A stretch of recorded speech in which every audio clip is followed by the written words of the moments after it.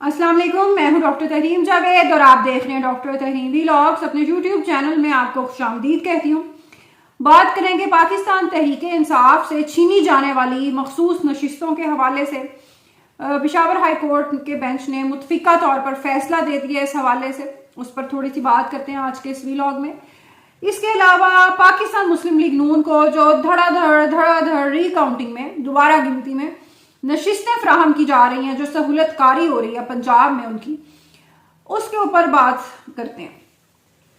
अली अमीन गंडापुर साहब के साथ जो शहबाज शरीफ की मुलाकात है उसको बहुत ज्यादा चलाते रहे, बहुत ज्यादा पाकिस्तान मुस्लिम लीग नून के सोशल मीडिया पर इस खबर का बहुत ज्यादा चर्चा रहा कि एक बहुत बड़ी अचीवमेंट हो गई है, एक तारीख साज जैसे लम्हा आ गए हैं।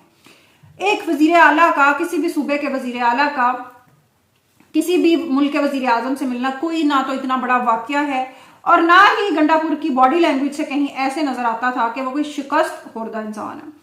हमने ये पहले भी बात की थी कि ये कोई सिंध हुकूमत नहीं है जो 15 साल में एक आईजी लगाने का इख्तियार हासिल नहीं कर सकी और हर चीज में वफाक की मोहताज है। 15 साल से अपने सूबे के लोगों को पानी भी फराहम नहीं कर सकी क्योंकि वफाक उनकी सुनता नहीं है। ये और बात है कि अब जो पख्तूनख्वा में हुकूमत आई है वो वफाक की बात सुनने को तैयार नहीं। जी हाँ, इसी तरह 10 साल पहले आप 9-10 साल पाकिस्तान तहरीक इंसाफ के पख्तूनख्वा के लगा लें तो अब ये उनकी तीसरी टर्म शुरू हुई है, लेकिन उन्होंने बता दिया है कि पहले भी अपनी ही शराइत पर काम किया था और अब भी आइंदा भी उसी तरह काम करेंगे। 3 आईजीओ के नाम नहीं भेजेंगे, एक ही आईजी का नाम भेजूंगा और वो ही लगाया जाएगा और आप देखिएगा कि ये हो भी जाएगा। वफाक से उन्होंने अपने पैसे मांगे हैं कि हमारी जो बिजली बन रही है उसके पैसे हमें वापस किए जाए। तो ये तासुर जो फैलाया जा रहा है कि जी कोई इमरान खान को पता ही नहीं है, शायद इमरान खान साहब अपने गंडापुर से जो उनकी कुर्बत है उसमें अगर किसी को शक है तो उसको सलाम ही पेश किया जा सकता है, क्योंकि अली अमीन गंडापुर बहुत ही करीबी साथी समझे जाते हैं इमरान खान के और हर हवाले से उनके करीब रहे हैं।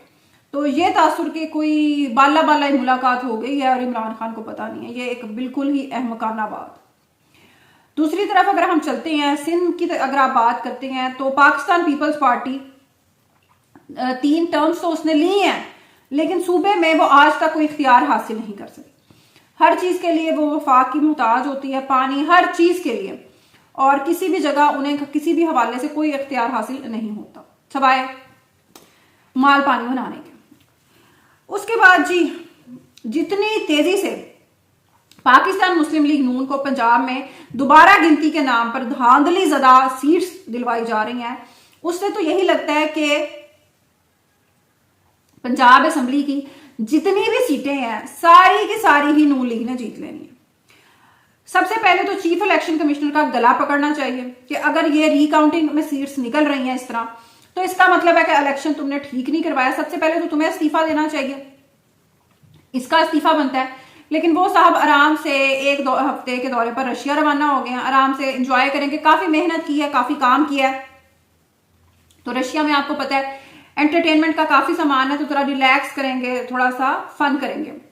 लेकिन जो उन्होंने घटिया तरीन इलेक्शन करवाया है और जितने बुरे तरीके से मैनेजमेंट की गई है उसकी कोई मिसाल नहीं मिलती।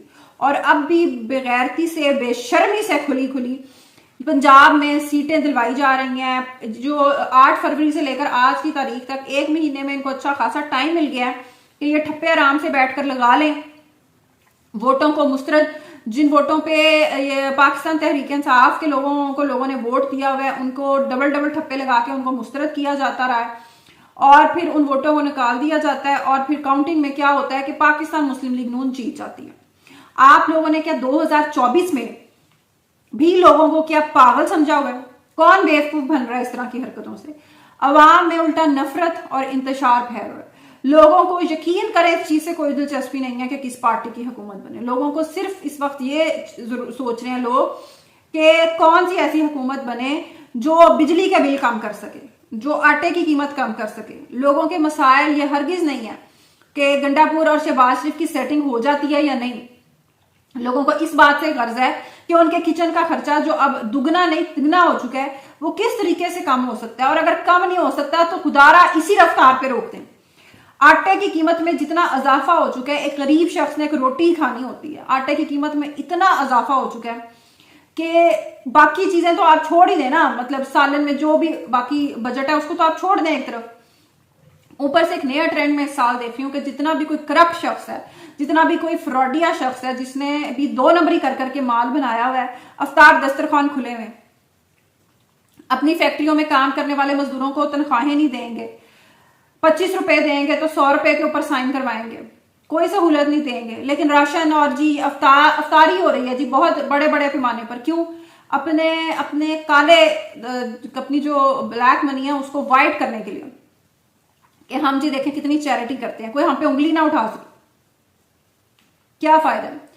बजाय इसके अक्सर बात होती है, मुझे बड़ी हैरानी होती है, अक्सर बात करते हैं कि जी बेनजीर इनकम सपोर्ट लोगों को भिखारी बना दिया है, जो पैसे अकाउंट्स में लोगों के आते थे उनसे लोग भिखारी बन चुके हैं, और जो इस तरीके से सड़कों पर लोगों को तस्वीरें खींच कर, पंजाब में भी इवन निगहबान पैकेज दिए जा रहे हैं, राशन के पैकेज दिए जा रहे हैं, फोटोएं बनवा के, जो कमिश्नर असिस्टेंट कमिश्नर का डिप्टी कमिश्नर के करने के काम है वो माशाल्लाह हमारी वजीर आला पंजाब कर रही है। मखसूस नशिस्तों के हवाले से जो ये फैसला दिया है, इस फैसले को लेकर आज तो ये बाकी जमातें बहुत खुश हैं कि ये सीटें हमें मिल जाएंगी। पख्तूनख्वा की असम्बली में हमें कोई सीट नहीं मिली थी, इसी तरह पंजाब में हमारी सीटें बढ़ जाएंगी।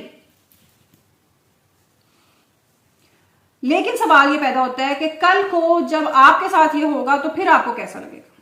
जब सिंध असम्बली में जहां पीटीआई कोई सीट नहीं जीतेगी, जहां जेयूआईएफ कोई सीट नहीं जीतेगी, वहां जब उनको सीटें दे दी जाएंगी तो आपको कैसा लगेगा? नून लीग को सीटें दे दी जाएंगी, ये रिजर्व सीट, तो कैसा लगेगा?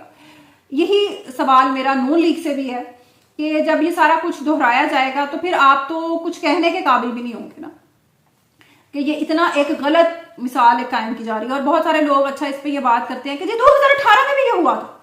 जो चीज 2018 में हो गई वो कोई कुरान हदीस नहीं थी कि उसको दोहराना अब फर्ज हो गया था। आप भी कैंपेन चला लेते हैं, पीटीआई के लोग हाथों में फॉर्म 45 ले लेके चैनल्स पर आ रहे हैं, उन्होंने पूरी एक वेबसाइट बना दी है फॉर्म 45 पे।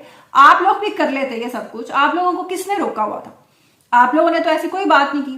बिलावल भुट्टो लियारी से हार कर बैठ गए थे आराम से, 5 दिन बाद रिजल्ट आया, आप लोग कर लेते, नहीं किया। हर चीज उन्होंने सोशल मीडिया पर पाकिस्तान तहरीक इंसाफ ने डाली हुई है, तो कसूर किसका है? कसूर ये इन्हीं दोनों पुरानी सियासी जमातों का है जो आज तक अपना एक सोशल मीडिया ही बना सके। इंशाल्लाह अगले व्लॉग में मिलेंगे। अल्लाह हाफिज।